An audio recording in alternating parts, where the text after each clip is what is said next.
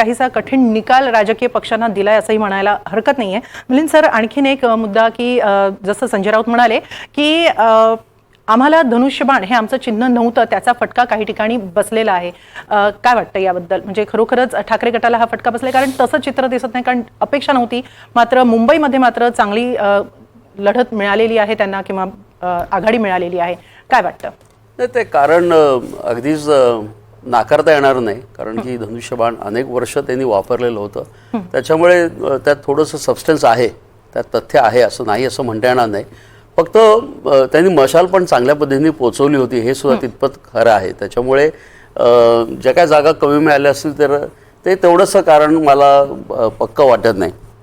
मला फक्त यात पर्सेंटेज ऑफ वोट्स आणि सीट्स हा जो एक विषय आपण नेहमी बोलत असतो की ह्यांच्या सीट्स 18वरून 8 कशा झाल्या का, त्यांच्या 325वरून 225, तर बरेचदा असं होतं की पर्सेंटेज ऑफ वोट्स आणि सीट्स ह्याचं बरेचदा गणित लागत नाही। पर्सेंटेज ऑफ वोट्स कमी असतात, सीट्स जास्त येतात, किंवा सीट्स म्हणजे उलटं पण होऊ शकतं। त्याच्यामुळे ते गणित आपण इथे नाही लावलं तर बरं होईल। मला असं वाटतं त्यात अनेक तज्ज्ञ सेफोलॉजिस्ट असतात, ते त्याच्यावर जास्ती चांगलं भाष्य करू शकतील।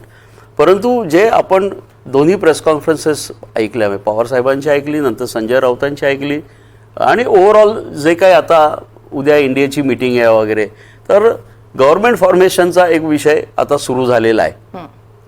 आपल्याकडे ह्या निवडणुकीच्या अगोदरपासून एक चर्चा होती की ॲब्सोल्यूट पॉवर असू नये, एक चांगलं ऑपोजिशन पार्टी असावी आणि सबळ असं ऑपोजिशन पार्टी असावी। इथे खरं म्हटलं तर ऑपोजिशन पार्टी आम्ही चांगलं होऊ किंवा होऊन दाखवू आणि आम्हाला ती संधी मिळाली आहे, फॉर एक्झाम्पल इंडियाला, तर तो सुद्धा एक विचार पुढे यायला पाहिजे की जर तुमचं एक चांगलं ऑपोजिशन जर झालं तर आय थिंक त्याच्यानंतर तुमची जी सेकंड स्टेप आहे तर तुम्हाला पॉवर ऑटोमॅटिकली मिळू शकते।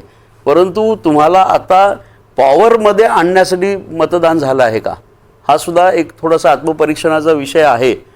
हा एक मला मुद्दा मांडायचा होता। आणि तिसरा मुद्दा डेफिनेटली इथे सेफोलॉजिस्ट आहेत, उदयचा त्याच्याबद्दल चांगला अभ्यास आहे की अँटी इन्कम्बन्सी हा शब्द आपण नेहमी वापरतो, तर अँटी इन्कम्बन्सीला असं काही शेल्फ लाईफ असते का की 5 वर्षांनी ती सुरू होते किंवा 10 वर्षांनी, म्हणजे तीन टर्म्स येत नाहीत किंवा 3 टर्म्स आल्या तर अँटी इन्कम्बन्सी। आता अनेक ठिकाणी, आता उदाहरणार्थ पश्चिम बंगालमध्ये कम्युनिस्ट पक्षाचं 25 वर्ष राज्य होतं, त्यामुळे तिथे अँटी इन्कम्बन्सी हा शब्द नव्हता का, किंवा तेव्हा ते नव्हतंच का?